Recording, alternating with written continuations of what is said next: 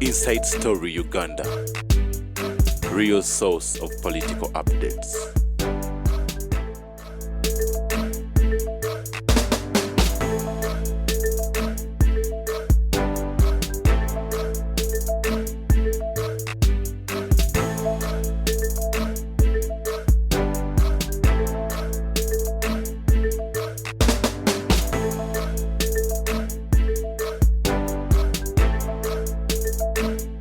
Ebyo ebigenda mu maaso tumanyi oba kinaasoboka naddala mu byensoma okulitereeza baana basome mitambala emirundi sabbiiti ewedde yagamba nti bwobanga ogudde owino n'ekikuubo ekikugana okuta amakanisa n'amasomero abaana basome kiki ng'ate abaana basoma nabwe kityo bwe kityo ekiri ebintu byo bikiisa naye tulina kugenda mu maaso katubitunulire mu mbeera yonna ebesobodde musaafi esooka betusobodde okukoonako ebitonotono ku nsonga y'ebyenjigiriza n'ebyabatujju alabisewanya ne munne naye mukana akadde omukuko nakutamba mirundi ye tuyingidde mu ssaawa yaffe eddakaawo azotuuka enguudo zimusumbuwa mu Kampala ebinnya bisusse jaamu n'ebirala kwegamba eggwanga lyammwe badde atuuka oluusi nebimusumbuwa kugamba yewunyisa eggwanga lyammwe mwalirekera omuntu omu olyejjeemu mitambala yasiwa pulobulemu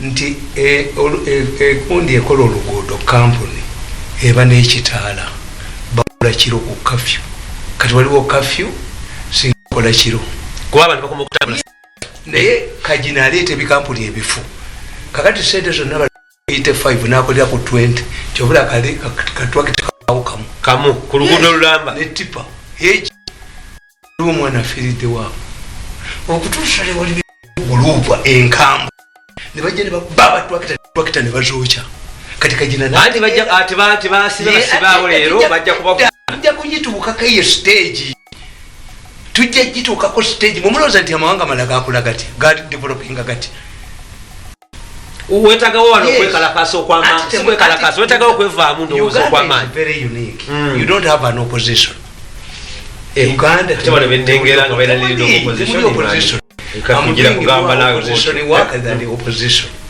emirimu gwogikola ba professors tebasobola kubeerawo nabo bajja mu gavumenti ne bakolayo bakozeeyo mmere ya leero kakati eyo nayo tosuubirayo to guide society nti temba ngamba nti abantu babattiranga mu malwaliro mu lupapula bagamulete kiriimu ne Doctors Association mujja kubalaba kubaze mbabuulira gwe kaseera okikoona bwe kaseera mulowooza nti ICC bwe n'abatwala naye bajja kigaana okuwandiika era bajja kugamba nti Uganda bwe bati omuli minisita omuli ba doctors omuli baki obadde basimbiddwa mu kotugamba nti eggwanga twalirekera omuntu omwani oyo Museveni yabakwasa demokrasi temumanyi nti ati everere bwe kyolapalaba nze ndi mukambwe ennyo njagala kulaba njagalaaki bamaze okiba balooya kimunyanzi nze kwere abamu babalina no bakibye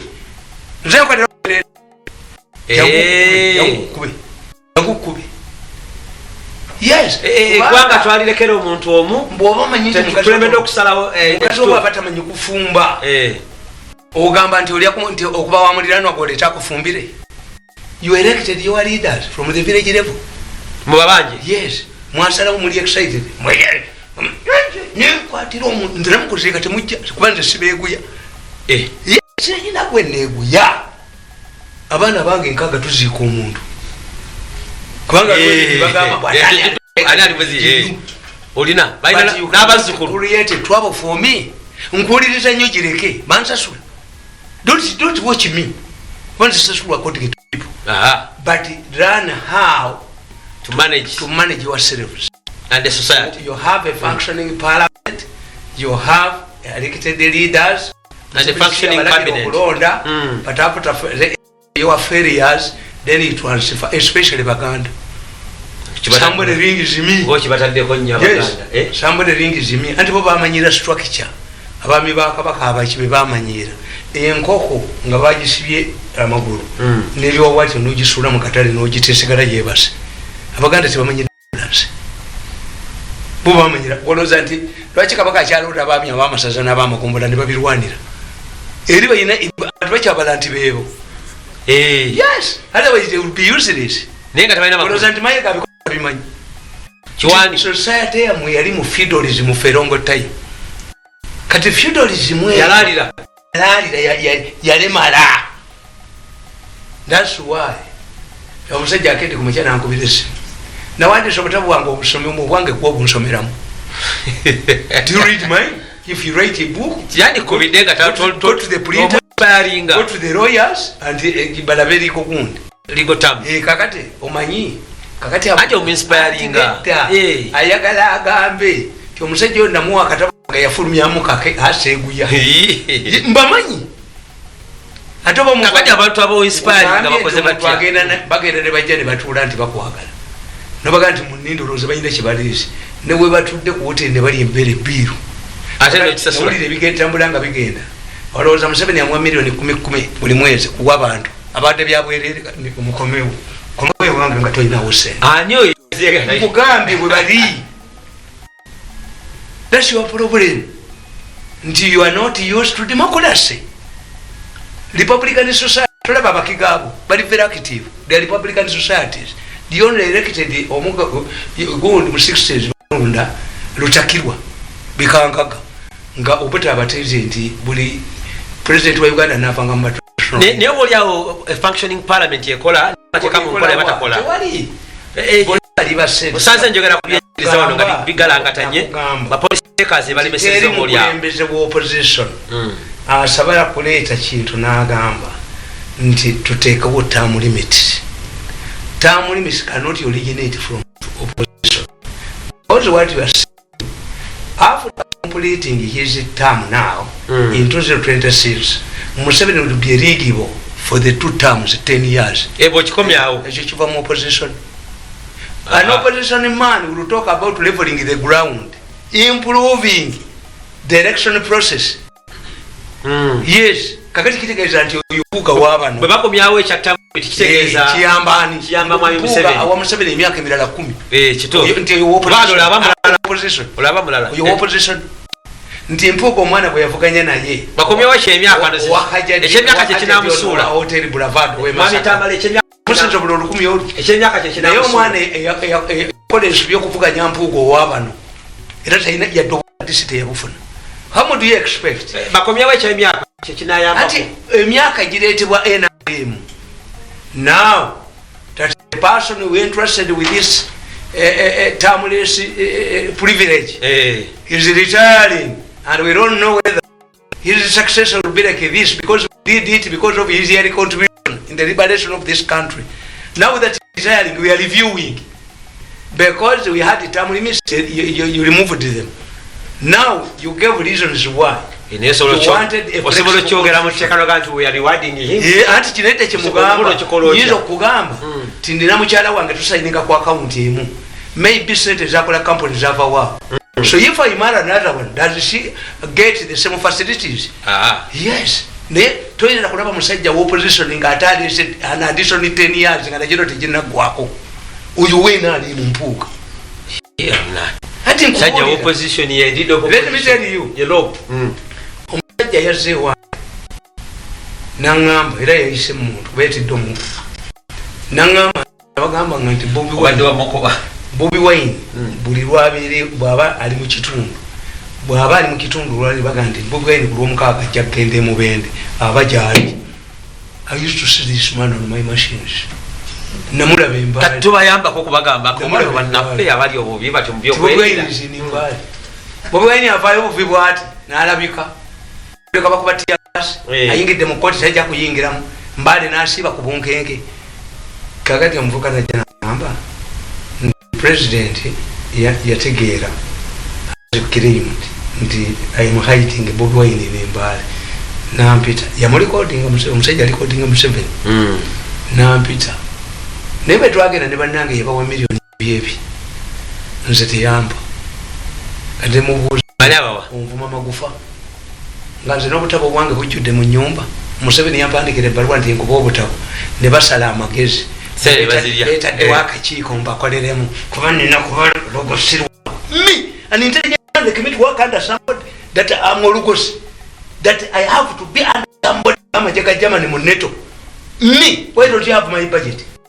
Program zamwali mujalo nataka timzikoze. Nokoli sale sengalabi. Mbonzire yo mukolere kubaka God NBC yakajikuze mu shares. Kati shike ali mulalu. Niyo omuntu ajja kumusenyera kati mulamu. Kati ndi mulamu kwa nobba kolera ngembwa. Naye omusajja nambuuza nti onvuma magufa. Bano bawadde ebitane bitano. Zonanga ki? Mutunulire trend yen. Whoever leaves the opposition and joins the government, ate bamuhalasinga. What does it mean? Okujjako ng'oli ku level y'abwa minister nga Benjamin. Those ones help the president to tell the public, and these ones, once you come to NRM, you are accommodated. But these ones, mubatunulire, sewe twalagendya mu kalulu nga yayina data ku mbabazi. Sebina tuwano But what is he? Ate kasita kalulu kagwa sebina yinza okubagwira mu state house bakwate simu. Ono gundi eyakaita mbabazi. Nawayo ebintu byonna mwana we bamukola bubi. Kubanga mbabazi yamujja mu Australia. Nafula secretary we. Kakati secretary mbabazi abamulese mu office. Yamusanga mu state house. Ngati dio security. Am I singing properly? Are you Lutu? Oh, his younger brother. Nga Lutu ali ne family ne fight weight. Lutu ye yadi showing ambabas. Kubanga ya kwata fighters na Museveni. Lutu yaziba amaso. Yali ku mwingi. Lutu ono. Mukasa. Anti yali ku mwingi. Ngo ngambe njakubimu. Ne bamukubira simu. Wali wafuma ku TV yagenda dduka. Olwagiteekako bwati nenzikira kumu amaaso ne gagenda. Yanyumiza kituufu. Ne bamugamba nti amaaso ge munye mweziri. If you are not operated in 7 days, gagenda. They did not inform the president until after 7 days. Gafe. Ambala galubi. Gafe gakolechi. The Lutu. Gafe. By the time they operated Lutu gali kamaze okolachi.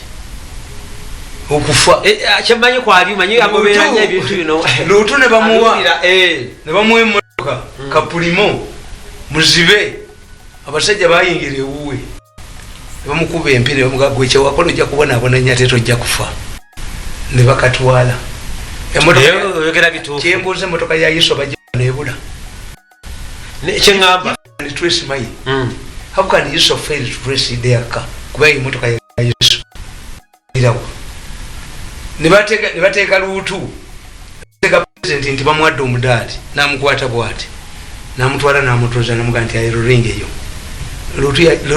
Lutu yali afunye kayambi na. So the question is adaga why is it that whoever leaves the opposition and joins government is badly treated? Where do you get a system that a man like me who is loyal am humiliated? Nemotoka nzinje eteramu amafuta n'abaserikale nzimba allowance tewali kye bampa for 8 years mbunzireyo mu government ye ku mutwe banyaleko singa nagenda mu president office singa ndi mulamu singa na amaso singa mufu kwa bakampa poison 5 times obutwabuliyeyo he hired thugs to kill me twabuliyeyo they targeted my wife ati yonna mbina kutukugunde ku video babujja wali abawabutwayo yali mu state house obatamanyi nzemba buli babagobaka kakati nze nkubole bose bamafia gata basobola president yayina instructions nzemba wadde ku sente zange muzirye mulabe you eat the money nzemba buli n'ejjo mwatudde mukwate ku sente zange muzirye mulabe kabuli mulabe gunyingiza kabuli kati ene kabuli face mboni nakubeera mwa mirundi erichi mirundi is a nuclear bomb ne poa mirundi is ene kubeera mwanda weya zabu me they are joking akati temba kamba nti ebibyo nabasegenya system tebajimanyi nabaga nti when you analyze our murders we have what we call elimination murders bobe basoko okutegeera ekiri mu government ya Museveni bwoba ogibala efaanana ya Uhuru Kenyatta Uhuru Kenyatta tekoze lwayi mulimu ate Kenyatta yabala bubi singa Kenyatta akkiriza Musikiri effort ya Ruto yonna nagigatta kuno naga nti give me, vote me, consolidate what we have done in the last 10 years. But ukulu fought Ruto. Uhuru yali namwe kitambo. Kakati ekano jiva muba jirwaniramu because the Kenyan system you come all but you can only be divorced by a general election and nobody is willing to go to the general election. To vote out to the vice president. Ruto singa okutwala ministries zirimu para states. Kakati bala kubugagabwe abantu batenye basanyifu abantu eno omunaku wabba nenkana bano bote bakitegeera nti bwe wali musajja ku kyalo nyisa bapaneto ompaka sinafunyisa muwala oba mukazi wo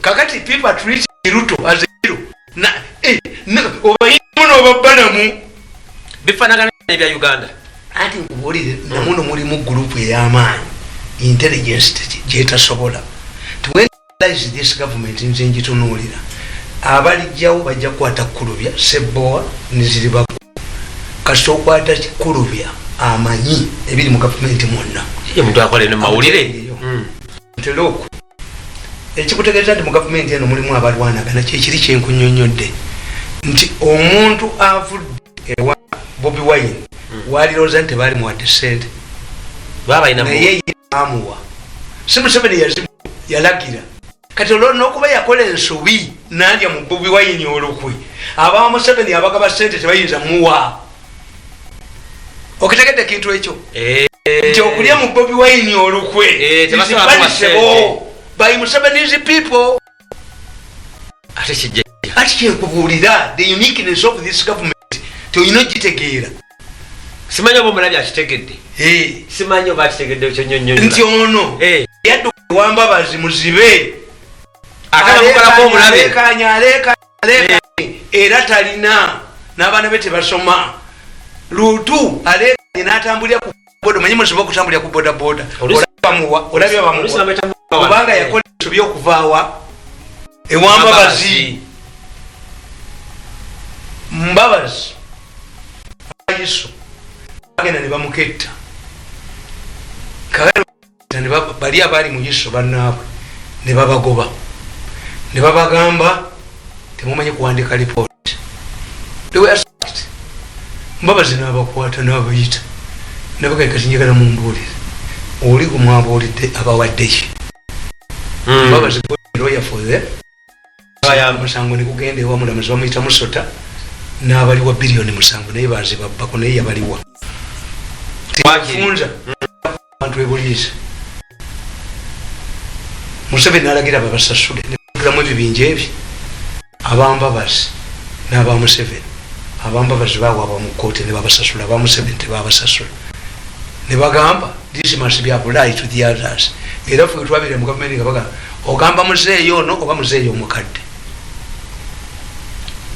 So this government mulimu ekintu kyotategeera nti when you arrest Bobi Wine in Arua and you display the guns as exhibits, the following day they melt like ice.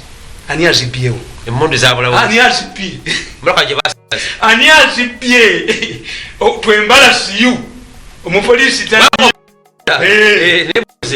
zabulirawa ani yazibbawo zake ne mumukwata ne mumutwala mu kkomera mujawanga mulamu bamubbayo mu kkomera ati ngabo kumuje bakabuje bamusuleru bako banamujjanjabira. Omukazi ayagala okutta omwana we amusuula mu kinnya, ayagala omwana we ayambibwe amusuula ku geti ya mugagga ng'ewange oba noja n'omulonda we banamulonda. Era those women abasuula abaana baba monitoringa bamanya we baba ayitawo ali atya baby lino kakati who was arrested for helping Zake to escape. Omuntu ali obubye atatuula atakola nadduka bukomera nadduka mu ddwaliro nagenda mu ddwaliro Besigye yalekawo ki radio cassette nga kyogera halo halo halo n'afuluma ngono simanyo ow'Abaganda bamuyitanga ani ono yayambalanga owa poliisi oyo muko w'Abaganda nga yeekapise bagenda okulya nga Besigye ali bweru nabagamba nti omala ye yalaga omala omala Besigye ne ne bamuteeka mu nyumba nti yafulumidde mu kikonteyina ky'amazzi mutabani wange ono amaze P7 yanga daddy you abuse Besigye but Besigye is dangerous Besigye turns himself into a frog the other day he left house in a water tank ani yabikolanga mutegera ndi water tank ani azanyira ekinigeria mu government ya Museveni ani azanyira mu ekinigeria nti bumukute ku b'ebijambiya ne mukkiriza omanyifu nabagamba nti ekitovu bala omwana nga kitowa kiro 15 banoonya omusujja omuluma ne gugaana ne bamutundula envunza nga za kirezi nasowa kiro 12 neyeba kotulo kakati wotegerera obulwadde nti bukoze mulwadde ayimpuluvingawo kakati ebijambiya ekitegeeza be bakwata batuufu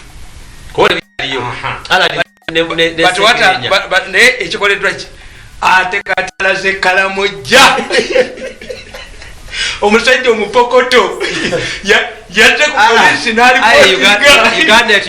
omusajja omupokoto yazze ku polisi alipotinga nti babbye ente zange polisi netamuyamba nagenda na banne nayingira Uganda nakuŋŋanya ente nagenda ng'amagye gataddeko polisi etaddeko debijambya tukita simaling nti omuliro gugenda ne kubeera ku center naye nga wali wagukuma then you see flames here kakati from Kalamojja you will see nti ate abayekera balumbye zombo ku border is here yali ku center y'omuliro yagulagira gigulaga but the intelligence either fears him but who could be that who is controlling this country yes cherere anyo you are kino state nti when I tell people nti I don't get anything ne president yandagira mu buwandi in writing reprint our books nampako hata ninga wo mfunye business libanzi balusambu era bakimulemesa in writing atudewo oyo mami mirundi kyemayo omumanyi miso kyemanye mumanyi naye twagala tubuulirako buuli banegamba nti bwe bakuba katumba wamala amasasi Bukedde did all of the efforts okukavalinga aba to the extent nti Bukedde yaleeta naga nti omutuufu eyatutte Katumba Wamala Bukedde naga nti Katumba Wamala waddayo ebisosongole by'amasasi n'abakumbi bebaziina ganga Katumba kulubya ye yasomere Sanders ebyamagye asinga Katumba Wamala. It tells you the person who is handling it, who is doing this is a very powerful person and he has a preventive measure nti as you come near him yali training anantaba bamukubira wesasi tebamutuusa kayunga yali ajja kutegeera era bakugamba yamala kufuna simu nze kyebava tebansobola ebyuma byange bibakwata jo waliwo omuvuga bamuyita omwami bamuyita Lutwama bamulowooza nti omanyi babba leya bagibba miliyoni 400 ebya dola president leeza tewali mukwate n'ogwo ogwo tusaasa kiri mu manifesto ye kakati babiyita nankabiri wabizza akizaayo kireya kiddayo ewuwe naye nga bali tebakwatiddwa kati bategeera ti ani ayina information ku bintu kino tiyingirira Lutwama baleese omusajja mu kifaananyi nga ayingire woofiisi Lutwama agende mu kkooti bamukwatirire nti yabadde amenya ekisenge ebyuma byange bitegeera bikulaba person oyo nawulidde nankabirwa nga ayogera but who told this man Mbabazi yabaga nti this man loves security in Uganda.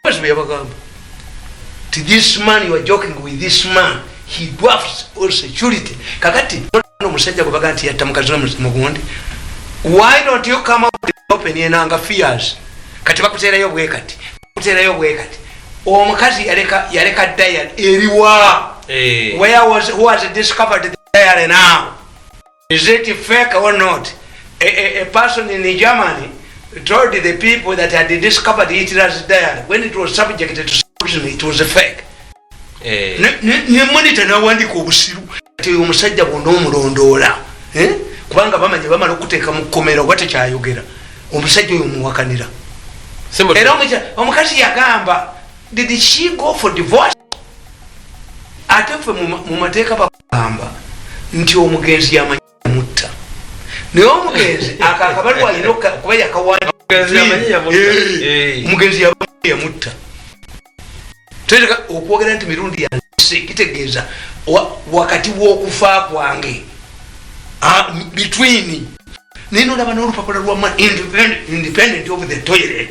These are toilet papers. Kati waliwo omulala nakirimu nti okuba nasomya omusajja oyo nti accountant ayina bye yalinnyeko bakateekayo bati ne bakateekayo bwe bati ne bakateekayo bwe bati detective tamale obadde otegeeza bana Uganda nti mwami Museveni takyali ni control kyekitegeeza no omukule Moi bagenda ne bagamba Kenya ti omukulembeze yenna okufuga anawangulanga province nya ne batandika okutema abantu abe mu Mombasa Marylanders baddeyo nabaki kubanga bayinfluencing vote exactly bagenda ewa Moi ne bamugamba nti ani ate abantu nga tabamanyi nabagamba nti if we want to defeat a revolutionary you force him to undo his early achievements.